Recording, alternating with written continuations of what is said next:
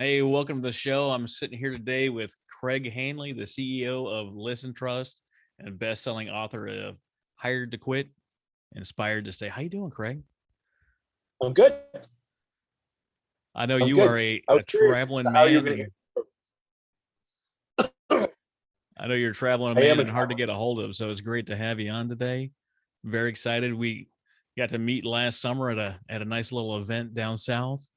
And shoot, we've been messaging back and forth ever since. It was. I would say it was love at first sight. What can I say? I was smitten. Right. I was smitten right out of the gates. Uh, I mean, well, how could Is you that a not word? be? I mean, Yeah. Sounds like a record I should write. I was smitten right out of the gates. right out of the Sounds gates. like. Let me tell you about Travis and Matt. So I was also a former Army infantry way back when in 1990, 91. That's 92. That time frame. That means I'm old. So Yeah, yeah. older. You're I'm only as old as you. I'm 3 weeks from retirement myself from my 21-year naval career. End of February, Okay. I'm all done. Congratulations. Oh, it's exciting. In fact, when this thing is released, I will be retired. I will be USN retired. You can get discounts on cruises for the rest of your life. I'm looking forward to it. Then I just need to hit AARP status and I'll be all set. They start shipping you that stuff when you turn 40. I've been getting, my dad's name is Craig too. So I've been getting AARP stuff since I turned 40. Like these, I want to swear about it. I'm like, these are I actually had a chance to meet a friend of ours, a mutual friend of ours, Phil Randazza, who's been a guest on the show. When I flew out to great. Vegas, I interviewed him. I was still in Bahrain, and I flew to Vegas, and I met two of my previous guests, Dave Berlin and Phil Randazzo. And Phil's a mutual friend of ours. You've actually got a chance to speak at his American Dream U. How did that go? Always good. I have a certain skill, right? It's I can't go out and if your daughter was sex trafficked, whatever, I can't go find her. Like the guy in the movies there that goes, I've got a certain set of skills. I have a certain set of skills around marketing, right? So for me, I went into it was a Zoom conference because it was during the pandemic, but I literally talked about some of the things that I've done, and then we went. It was kind of unique in that we went one by one, and I went to literally 20 people that were in that room, and maybe there were 35, and got through like 20 of them. And we did one-on-one hot seats where I explained to them different ways through marketing that we could enhance their business. And it was so cool. And all 20 of them were just like, this is great, and I've had relationships with them ever since because they've used some of the things I've given them, and they've all started to see success. So it was a pretty fun thing. And it's kind of what drives me today, where I've had a lot of success. And, what do you live for, right? Well, for me, I live for helping others. And of course, being a veteran myself, helping former military members come out and get their entrepreneurial feet wet, is it's an honor for me to have the privilege, so it's kind of cool. I had a lot of fun doing that. Oh, that's awesome. And you're on the right show, the nonprofit architect. That's what everyone that's listening to the show, that's what we live for, is helping people. But you've also done things on the other side of the world where, like, you've met Richard Branson. Does he have anything to say about nonprofit work? Yeah, he does. I mean, Branson, he's funny. Virgin Unite is a giant charity who, really attacks problems around the world. He's got his elders program, and he's got, his ocean program and all these things. But a lot of Richard's early work in Virgin and Virgin Unite was just Richard, right? He literally charges $250,000 for a speech, and he donates 100% of it to Virgin Unite. So he's an expensive guy to get, but he didn't really have a lot of processes in place to get donations from the B2C crowd, or the C2B. So there weren't a lot of consumers who knew about Virgin Unite. But we were talking about charity and when the right time to give was. And he said, first of all, if you own a business, you can tie yourself to a charity and help support it with your with your gross profit in a business. He says, but for you to donate anything, you have to be making money first. He also said that when you do work in a nonprofit, you want to make sure you can take care of yourself before you try to take care of others. And he says, taking care of yourself can mean a number of things. It can mean humbly that you can stay in a halfway decent house and get food on the table and pay your bills. He said, and there are some that, want a little bit more comfortable life than that. He said, but he said, there's nothing wrong with wanting to take care of yourself to do good for others. And he said, the reality is the more good you do for others, the better you should treat yourself. He says, I live on an island, but I donate billions of dollars to charity. He said, so it's all, put it all in perspective. He said, if you don't have a lot to give, maybe you come from humble beginnings, it's great. But he says, there's nothing wrong with wanting to be better. You can't have it all, but you can probably be better. And it's okay to do that and to grow your business or your charity along those lines of doing good and doing better. Make sense? Oh, absolutely. It's you. I speak regularly on the fact that you can't pour from an empty cup. You've got to be able to fill that cup up first, and whatever that means to you, those listening, whatever that looks like, whether that's taking care of the bills, taking care of the household, taking care of a little self care, time for you, whether it's reading, relaxing, learning, whatever the thing is, however you unwind, but making sure that you can take care of you first, so you're capable and energetic when you take care of others. And those aren't mutually exclusive. I ran a program at my call center. I have almost 1,000 employees at my call center in Mexico. And we did a survey, a 45-question survey about the cleanliness of the bathrooms, how happy were they?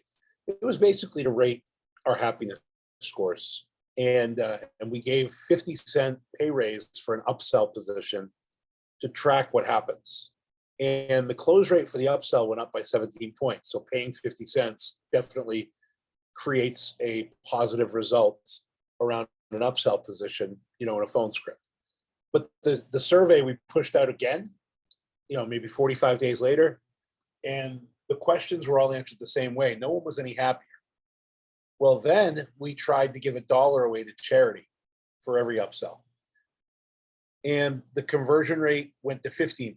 So it was 2 points lower than what happens when we gave away cash to the employees. However, what's really interesting is our happiness scores on our 45-question survey went through the roof. Everybody was happier.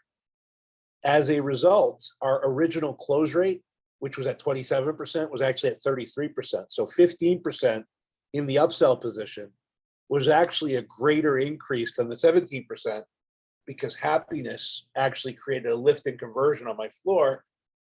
And so I was able to prove through science that giving to charity is profitable in almost any business. Isn't that unique? I mean, I love and it wasn't me doing the study, it was Forrester Research. So it was kind of fun. See, I think that's fantastic. I know when we met and we talked the first time, I definitely knew I wanted to talk to you. And then I read your book, Hired to Quit and Inspired to Stay. And the reason that I really wanted to bring you on is because there's so many parallels between running a call center when you have a very high turnover rate, generally speaking, not in your case, but generally speaking, low morale, low happiness scores. And when you look at people in the nonprofit world, the way that they run their employees, you have a very high turnover rate where you have people that are in top positions like executive director for an average of 15 months, which at 15 months in any industry, you don't really know anything yet. You know a couple things. You don't know all the board members' names. You're not really, depending on how good you are or how engrossed you are, like you don't even know all the operations yet. But people are leaving at that 15-month point, and I know there's a high turnover rate in call centers as well. But you really did something differently when you understood that happiness rate and you created other programs for your employees. Would you go ahead and share a little bit about that? Yeah, well, when I had this training program, I was trying to train my agents to sell. And we route calls based on performance. So the better you are, the more phone calls you get. And you also get a better commission if you're really good. And so I was trying to explain to people that building a world-class call center was my dream. But what's their dream? And the way they get closer to their dream is to succeed at my company. As a matter of fact, the better they do, the sooner they could quit and go live their own dream. And it evolved into a conversation about me talking to people about what they wanted to do all their lives. What did they want to do when they were a little kid? Did they want to be a fireman or a chef? And so we really started talking about it. And then I basically created a blueprint for them to quit my business and go work for their own. And I started building all the sales tools internally. So we have an intranet, and I filled it with TED Talks, but also like master classes on buying Facebook media, a master class on doing a podcast, a master class on, how to buy, what programmatic media is, or how to do YouTube ads, and I built all these things internally, and I would help people with a blueprint to quit. And we literally had over 100 people who not only improved at their job with the culture that we had managed to build, but we had over 100 people quit and go. One girl wanted to work for the government. We had this lawyer, he got out of law school and couldn't find a job. So I trained him on how to do a podcast. He spoke with every lawyer in town about their legal profession. They love the publicity, right? Lawyers are media hounds. They want to be well known. So when he talked to them all, he asked them all the same question: where's the hole in Hermosillo in the legal space? And he got the answer. Well, 6 months after working for me as a call center agent, he hung out his own shingle. He called all his friends that he did podcasts with and said, hey, I hung out a shingle. I'm specializing in the hole. And they all referred business to him. He immediately needed to hire 4 or 5 people. So he didn't have to wait 10 years to become a partner in a law firm. We did it in 6 months. And I've got so many stories like that. Well, at some point, my employees told me, hey, Craig, you've been great for us, but you want to be a musician. What are you doing here running operations? And so it was kind of this thing where my employees convinced me to quit. So I went out and started writing music, and in the process of working on branding myself, and ended up building another $1 million business called Social Close, where we're doing social media marketing for people. And of course, it's a business that helps people all over the world. We're basically giving away $20,000 in value from a marketing or media buy standpoint for around $5,000, and just helping people, go after their dreams. It's kind of like Hired to Quit, but it's an agency that serves people who do quit. So I kind of spun off, and all this stuff I was doing for other people, I turned it into a business, but it was actually all by accident. I didn't mean for it to happen, but now that's what I do. I mean, I sit down with somebody through Social Close. We find out what their dreams are and what their goals are. And I show them a marketing plan to get there, and they can hire my team to do it, which about 50% do, or they could take my blueprint and try to do it on their own, and I'm happy with that as well. I don't care about money because success doesn't equal money. Success equals helping others while taking care of yourself and living a good life. So I'm not ashamed of the fact that I make enough money to enjoy my life. But I also know that because of that, I can do so much more for people in this world than most people can do. So pretty proud of that, being able to do those things. Well, you should be. It's admirable. It's not you centered, and it equals more good in the world. So I mean, why wouldn't you be happy about that? See, if only I was good looking as you, I'd have it all. Well, my friends definitely tell me I have a voice for podcasting and a face for podcasting. My friends tell me I have a face for radio. Yeah. What? Yeah. Is that a compliment or an insult? I don't know. I'm just happy that I have friends. Yeah,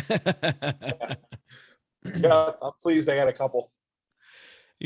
I was going through your book because I listened to the audiobook driving back from where we at Mobile back to Oklahoma City. I was listening to your book and really trying to draw the parallels between that, because I feel like people that are in the nonprofit industry that are really working hard and doing things, like they're in it more than people in the military are in it. They're like in execution mode.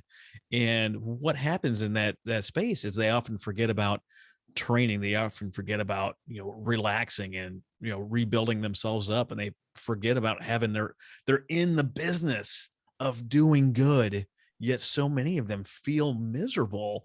And I know that for the vast majority of call centers around there that are out there, you're not enjoying your time in a call center. What was the real like push for you to want to reach in and take the time to make the changes in your staff's life? As I was a kid, I was bullied. Seventh, eighth grade, I had like 11 kids waiting to beat me up every day.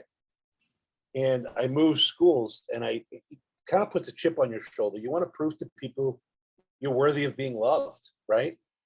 And so I got that whole motivation and that drive to help others, I think, through that process. But also that drive to be the best, that Michael Jordan, Kobe Bryant, Tom Brady-esque mindset around success and around achievement. So I always felt like if I could just get a couple more hours in, I'd be doing more than somebody else. If I could just watch one more YouTube video that teaches me this, or I just, went through the school of hard knocks, and I went to college for music, for God's sakes. I mean, not business.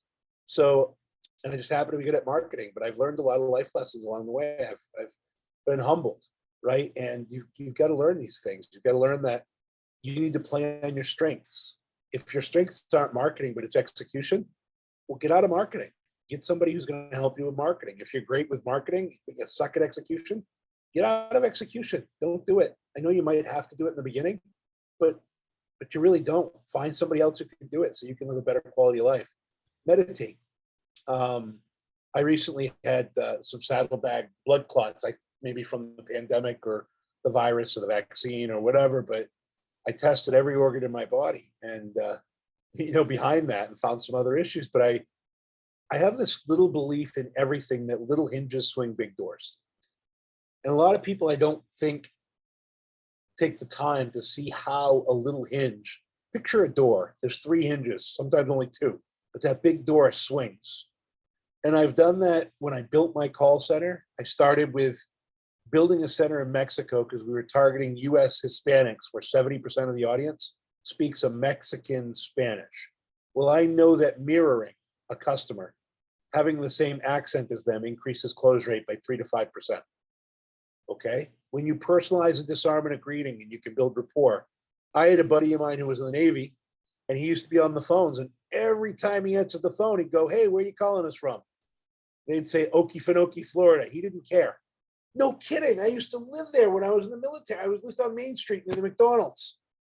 And he sold every customer he spoke to because he was a local boy, And I don't know. I don't think he lived in any of those places, but he was able to relate to people. That's a little hinge that swings a big door. When I talk to people, I say, I'm a musician. So if her name is Caroline, oh, you the girl they wrote that song about? Which one? Sweet Caroline or Denise. Oh, sometimes I used to sing on the phones. Oh, Denise, Shooby-Doo. Right? Just crazy shit stuff. Sorry, we're on a podcast. Anyway, I believe in little hinges. And so everything that I do, I try to do in a small way. My friend BJ Fogg wrote a book called Tiny Habits. Excellent book. But in working on my business and my health, I always look for the little hinges. And you know what? I want to get a bag of hinges. I don't want to make giant impacts on anything. I want to make 20 little changes that will create the bigger impact. And I think if you're running a charity, instead of trying to do everything, think about the tiny habits that you can change. So in order to improve my health, as of September, I haven't had, except for once, I had, I guess, one of my x-rays showed a couple of tiny gallstones. So my doctor prescribed a 6-pack of Coca-Cola to be drank within 20 minutes. And he said that will get rid of these tiny gallstones. I don't know if it's true or not, but since September, I haven't had any other drinks with artificial sweetener. So I've had water and like a sparkling water with no artificial sweetener. That's it since September. That's a tiny change that can improve your health. But I want to lose weight too. So what are the tiny changes? Slowly but surely, I added meditation, and I know my cortisol levels are really high, which makes it hard to lose weight, and that's part of stress. So now I'm trying to meditate 3 days a week. So I had a meditation coach to work on that aspect. And then I'm eating less sugar, and I've started supplementing like hearts of palm pasta instead of spaghetti or whatever. So all these tiny changes lead up to the most significant changes you're ever going to make in your life. And so I think the lesson here for a nonprofit is don't think because something seems insignificant that it can't lead to significant change. Make sense? Oh yeah, absolutely. It's all all the gurus in the space that talk about doing things. They're not talking about big things. 10x. We're gonna 10x your business. We're gonna 10x it. How? You know how you 10x a business? You make about 50 small changes. But everything is based on these small things we do today. You know, atomic habits, everything else. When I was young and enlisted in the military, and I had a few people working for me, they were like, "Well, how do we get like to where you are?" And I was like, "Here's the deal." I was like, "Are you're young, right?" And they're like, "Yeah, we're young." Like, "Are you single?" "Yeah, I'm single." "What do you do when your shift is over?" And a lot of them would say, "You know, I'm going to get out of here as fast as I can." And I was like, "What if you get 20 minutes to work on the things that just you want to work on?" And they're like, "What do you mean?" I was like, 20 minutes is that's not a whole lot. You know, I'm not saying stay for half an hour of work. I'm not suggesting that at all. But 15 or 20 minutes of working on the thing that you want to work on, whether if it's a qualification or working on a program or going to your college or whatever the thing is, if you put in 20 minutes a day extra, you're going to be ahead of, you know, at least an hour or more of your peers every week. You're going to be around doing things that benefit you, and people are going to see you doing good things that they see you working on you, and you're going to know that you just don't have to sprint out of here like it's the plague, like you've got to get away from work. And there's you know, inevitably a few guys that won't do it, and a few guys that'll do it and drop off, and a few guys that'll stick with it, and the few guys that stick with it with just a few extra minutes just for them, just for the thing that they want to focus on, those are the people that their careers took off. A few extra minutes focusing on the thing that they cared about most, whatever that happened to be, are the ones that made the rank and got the promotions and got the sweet, you know, duty stations and all this stuff. Yeah. And they're much more happier and productive in life because those little few minutes, and I'm not suggesting that nonprofits work more time because I know how much time you put in, but that few little things specifically for something for them that they cared about, that they wanted, that attention to the thing that they personally wanted, is the thing that propelled them through the end. Well, there's a book out there called Flow, and my friend Vishen Lakhiani's written a couple of really good books around flow, getting into flow. And a lot of people don't understand how valuable it is to be in flow. What that means is you can accomplish more in 2 hours than you can accomplish in 2 weeks if you can get into flow. What's it take to get into flow? You've got to be going to the gym and eating right. You've got to be meditating. You've got to be taking care of yourself. Self care makes you more effective because it allows you to get into flow. And most people wonder how I accomplish all the things I do. Like you gave me a brief intro, but I'm also the marketing chief marketing officer for a company called Branded Entertainment. They're pushing out 5 TV shows this year. I do all of that work. I'm a musician. I write a minimum of 3 songs a week, right? And I've not only got to write them, but I've got to get them produced. I do sing, but I hire a singer a lot of times to see. For me, to save time, I could probably learn production, but I work with 4 or 5 great producers. I'm always looking to add to my, my producer um, Rolodex, and so I write the record and then I get it put out, and then it comes back to me with a great, I of course send reference tracks or anything else. I'm directing the creation of the production, and of course I'm directing the melody with the singer, and so all that stuff gets done. But beyond that, I'm running 2 different companies. I've got kids. I've got travel. But how do I get it all done? People just look at my body of work and go, "It's unbelievable." And sometimes I don't know how I do it, but I do know that I do get a lot of stuff done. But I think it's because I'm in flow a lot of times. And when I'm not, I try to do a little bit more meditation or a little pranic healing, or I do some self-care, a massage, something to get me back into that flow that I know I deserve. I deserve to be in flow. So do you. And everyone listening to this deserves to be in flow. If you're That's what I bashing meant your, when I said, so I looked right at the camera and said, so do you. I don't yeah, know if this, and if this is just an audio file, they're not going to know. I just looked right at them, so I don't know. I don't know whether this is a video podcast or an audio. So maybe it's just so you know, the listener, I just looked right at you and pointed. So do you. That's what I said. So cleared that up. I was going through some business book and they were talking about this stack of 10 people and they all had to do this certain task and there was a whole set of things and they noticed the average time for completing this set of tasks was like 4 hours. And the manager was like, 4 hours? How can this possibly take 4 hours? What is it about this thing that takes so long? He's like, well, I remember doing it when I was younger and I could get it done in 3 hours. Why is it taking 4 hours? And they went through and they checked to see all of these people and how they were doing with all these different sections of things. And they found that different parts of the process were being done well and done faster by certain types of people. And the 6 people did this first section really well, and then these next 3 people did the next section really well, but there was only one guy that could really finish it off, get all the paperwork done. And then they went and asked these people, like, what about this process do you really like or not like? And inevitably the parts that they were able to do really fast and smooth with no mistakes were the parts that they were doing so quickly, like that they really enjoyed.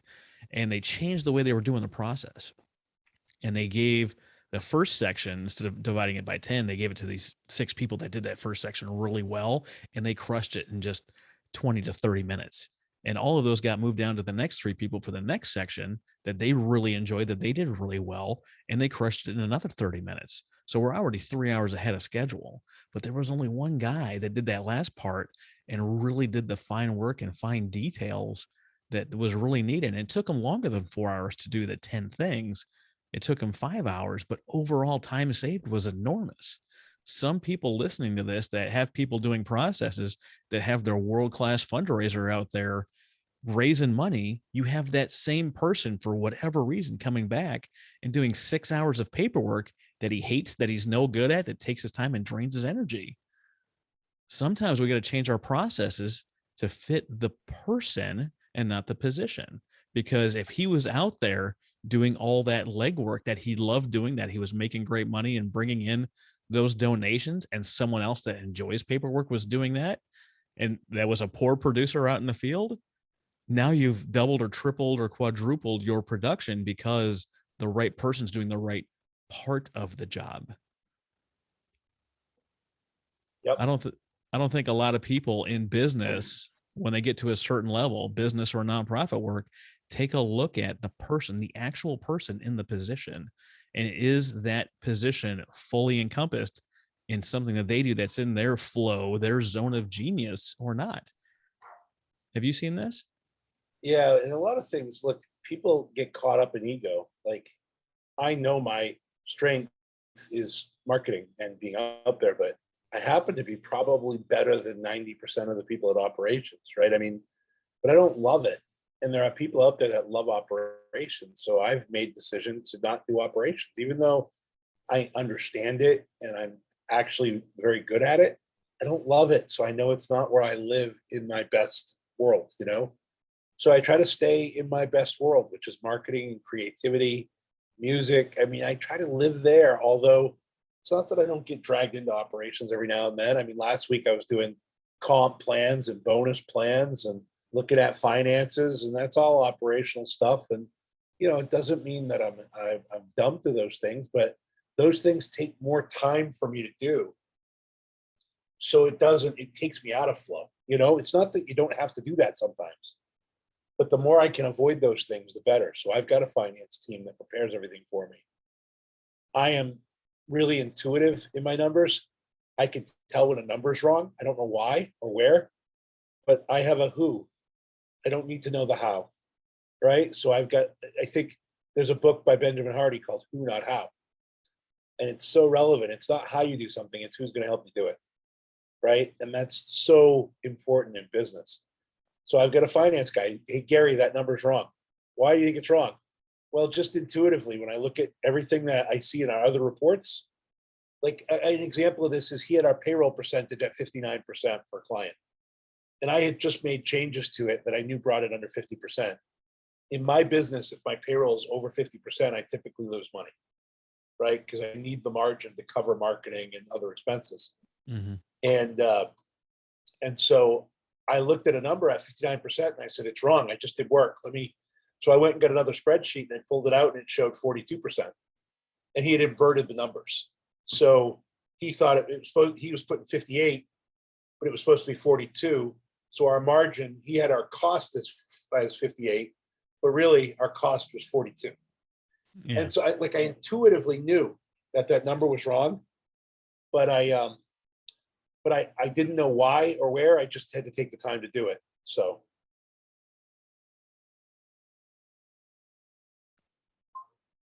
yeah.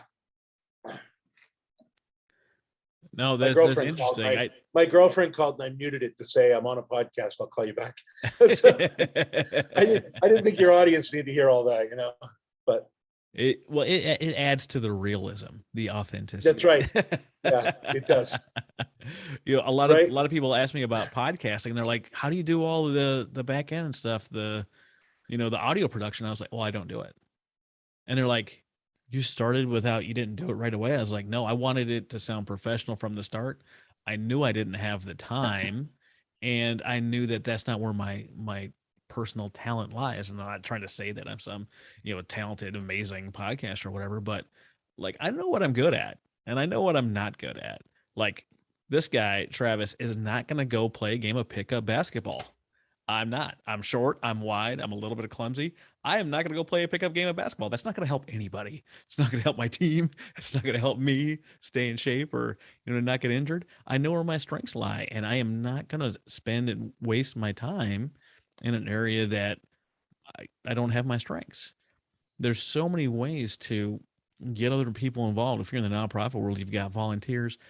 But so many people in the nonprofit world don't know who their volunteers are. You're talking about having the right people. I forget the book, but Malcolm Gladwell was writing about getting the right people on the bus. If you've got someone that's gossipy and cancerous, it doesn't matter what their skills are. That's Jim Collins, Good to Great. Jim Collins, good, great. Yeah, Jim Collins. Yeah, he talks about having the right people on the bus. If you get the wrong people on the bus, it doesn't matter what their skills are. Well, so many people are like, I want to hire for skills. Don't hire for skills. Hire for integrity.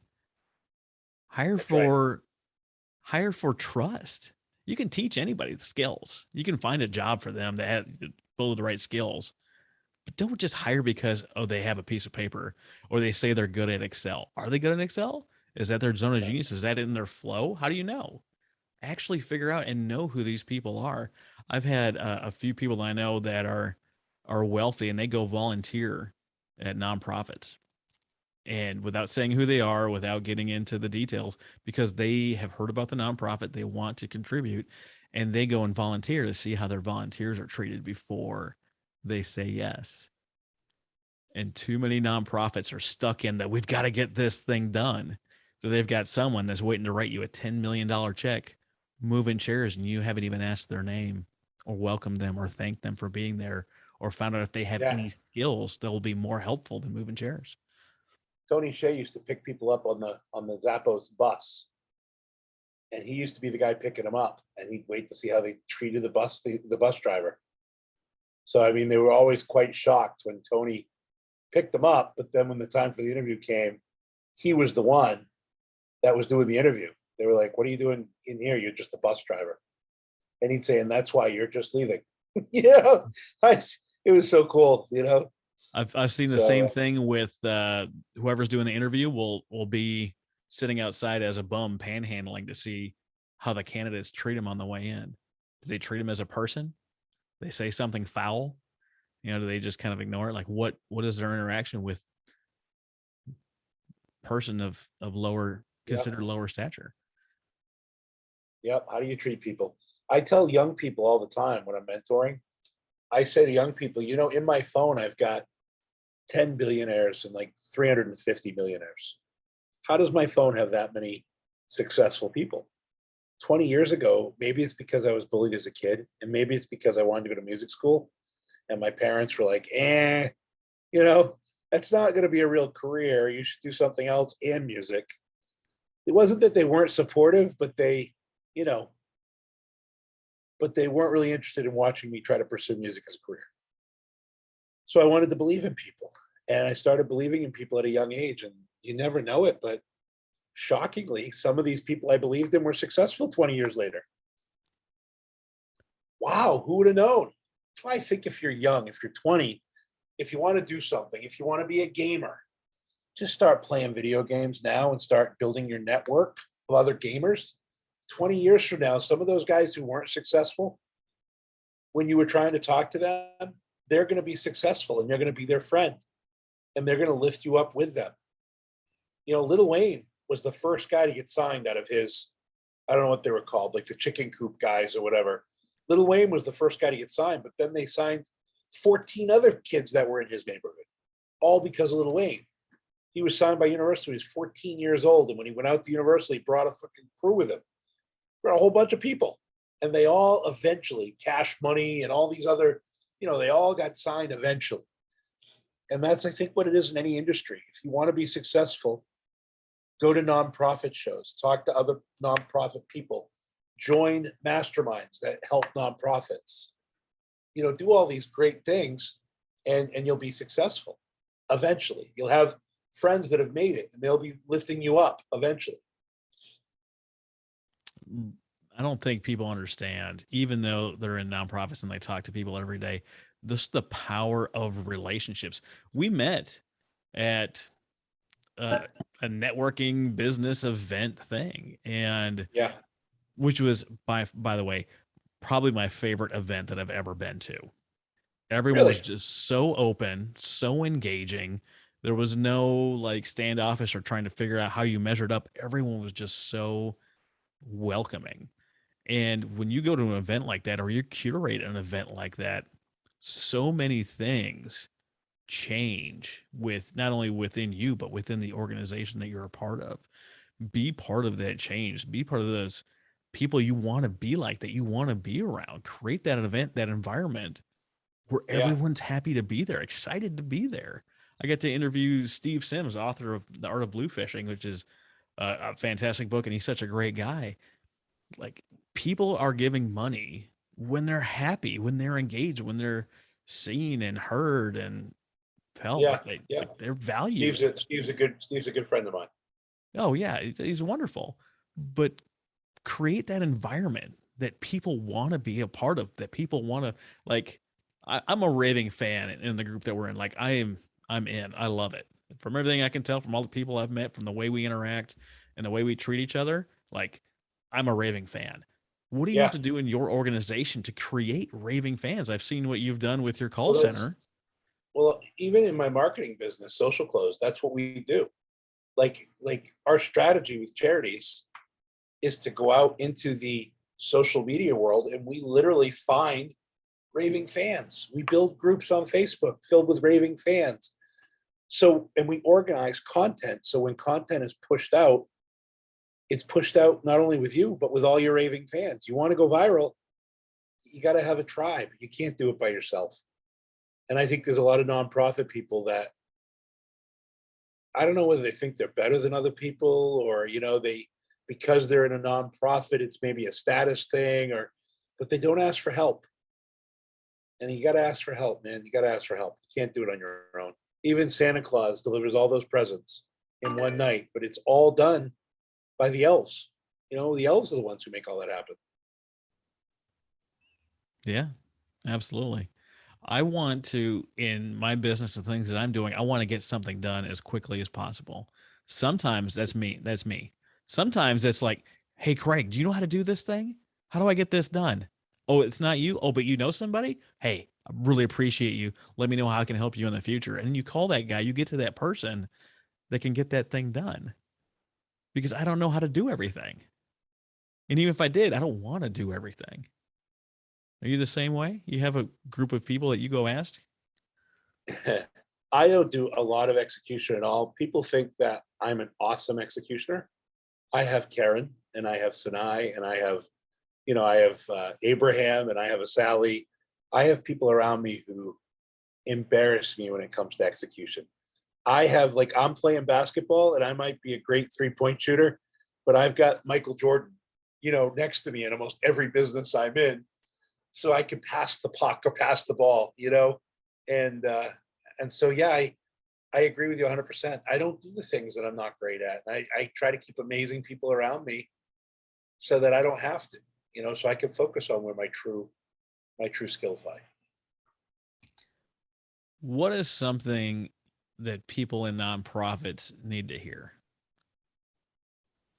Well, they need to hear that they need to take care of themselves first. I look at a lot of nonprofits.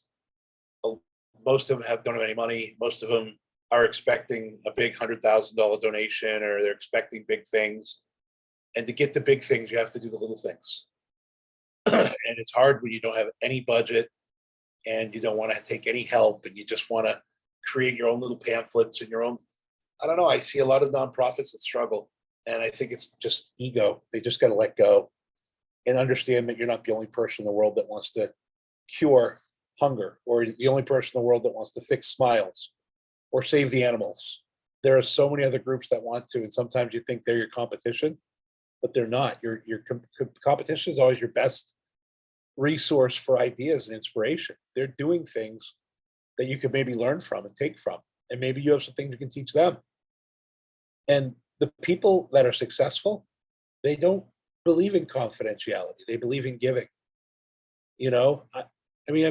Of course, I believe in confidentiality, but anything that I know, I give freely. Steal my ideas, please. Flatter me. Guess what? I'm really successful. So if you steal my ideas, they might work. I'm like, I don't care. Doesn't matter to me. I just want to see people succeed. So I guess that would be a few messages. I think I said more than one. You're allowed to do that. I like to break the rules anyway. If I'm not allowed, I'm a rule breaker. So that's how it is. All the innovative people in the world are rule breakers. Mostly. Oh, you think the Wright brothers were in the aviation industry? No, they're I think that outsiders. they Bicycle were rule repairman. breakers, but they didn't do anything illegal, right? I always find ways to do things the right way, but in a different way. So when I'm trying to write music for Sync, I'm talking to directors directly. I'm not going to sync agencies that take 50% of my money to pass on their contacts. All they're doing is they created a network. I'm better at building networks than most sync agencies. So why wouldn't I build my own network? So that's how I break the rules. I tend to go where people fear to go. And I find that there's so little competition because most people are just afraid to try. 95% of the world is afraid to try to reach out to Steven Spielberg. Me? Hey, Steve, Craig Handley, I'm a songwriter, musician. I think that your next movie, you should win your Oscar and a Grammy. In other words, I'm going to give you 20% of my record to sync with your next movie. And when I talk to directors, and I didn't talk to Steven Spielberg, but I've talked to directors at his level, they've all been like, oh, yeah, cool. I'll send you a script. Let's see what you come up with. They don't have any problem. It's like they're surprised nobody's ever done it before. Here's a story. So Johnny Carson was looking for the theme song for The Tonight Show. He got thousands and thousands of submissions on tape. These were all cassette tapes at the time. And one cassette tape said The Tonight Show by Johnny Carson and Paul Anka. Johnny Carson didn't write that song. Paul Anka did. But he was an owner of the master on the record. So that became, he didn't even listen to any of the tapes. He joked about it after he retired. He's like, all I saw was Johnny Carson and Paul Anka, and I knew I was getting a royalty stream every time that song played. He said, so it was a pay raise. He goes, I didn't even listen to it. It could have been, it could have been anything. He goes, I would have accepted it as the Tonight Show theme song because I was a writer. And so that type of out of the box thinking is what takes people from here to here. What do you think is going to be the next big thing, either in your industry and the next big thing anywhere? Well, I think nonprofits need to learn how to make more money in other areas, and one of the areas I've been working in is the NFT space. Mm-hmm. So the Miss America pageant, they have classic, iconic photos. I've partnered them with an artist who's turning some of those photos into art. We're underlaying some records underneath them that I've worked with writers to write that are all around body positivity. each one of those records is an NFT, which can create a ton of value. I'm working with the Rodney King Foundation. I had an artist create a painting of Rodney King getting beaten in the streets, George Floyd, and then Martin Luther King overlooking the whole scene, standing over a bus with Rosa Parks looking out the window. And even the Smithsonian said they'd hang it for a couple of months, and it's going to be shared. I got permission from, of course, all four families. Mhm. You know, I talked to Bridget Floyd and Laura Parks, and you know, and that's, I think that is a painting that could go for millions of dollars, and it's all for the charity.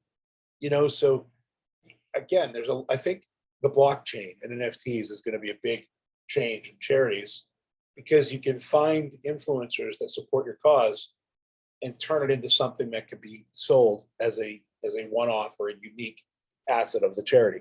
So maybe if you have kids that you're trying to support, each child creates a piece of art. Well, that's a unique NFT. It's signed by the child. You know, you could offer a meet and greet with the kid who did the picture, you know, so people could take, I mean, you know, you got to sell these things and put these things out there. And I think there's a chance that you could create some real wealth within your organization based on looking, again, outside the box. For me, there is no box, you know, but just finding different ways to create more value for people who are your fans. That's all.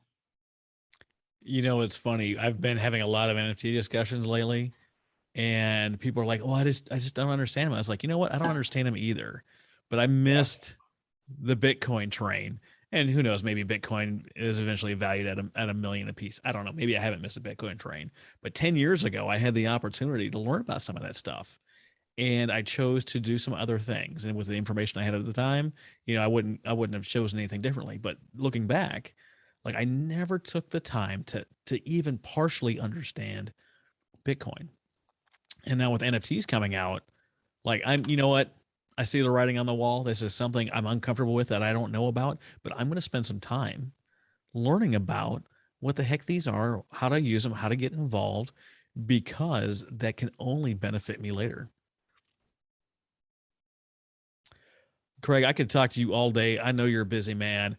Uh, Bring it home, wrap us up. What else do you have to say to send us all off? Way to put that type of pressure on me. You're Um, welcome. I think we've said a lot of what needs to be said. I mean, for me, I think there's a couple things. Just wrote a song called "What If God Were Deaf."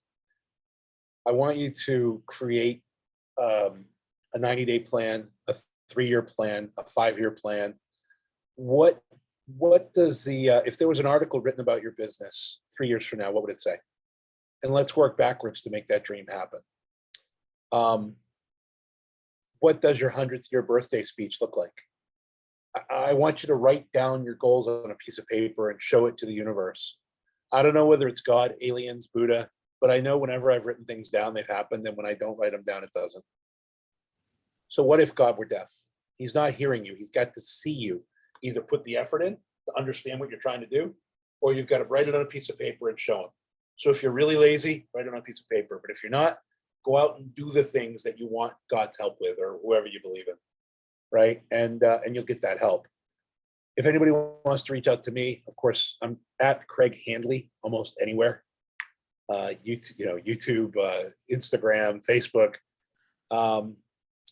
And I'm Craig at listentrust.com or Craig at socialclose.com. I'm easy to reach, and I want to help you. And so I guess that's what I have to say on the wrap up. Hey, Craig, thank you so much for coming here and providing values, not only to what you do with your call center, the books that you've written, the music that you create, what you're doing in the NFT space. I don't know if there's a single thing about you that I don't like, but I really appreciate you being my guest today, Craig, and I'll let you know when this is all getting ready to come out. Sounds great. Thank you, man. Appreciate you.